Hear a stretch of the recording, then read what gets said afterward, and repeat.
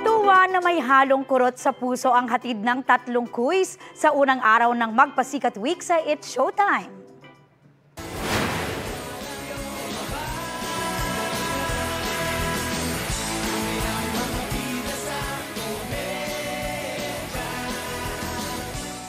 Inakala ng marami na simpleng tribute lang sa mga yumaong Pinoy comedian ng handog gina Bong Navarro, Teddy Corpus at Jugs Hugueta. Pero ito na yata ang biggest gulatin mo sila moment ng taon para sa madlang people.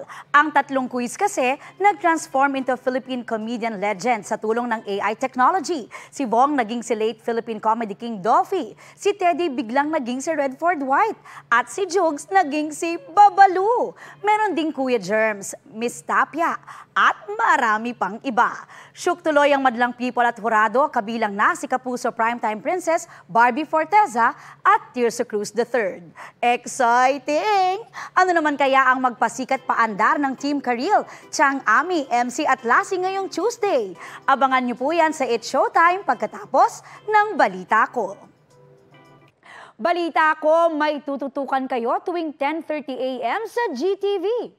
Alamin ang mahalagang balita at impormasyong dapat niyong malaman sa Balita Ko tuwing Lunes hanggang Biyernes.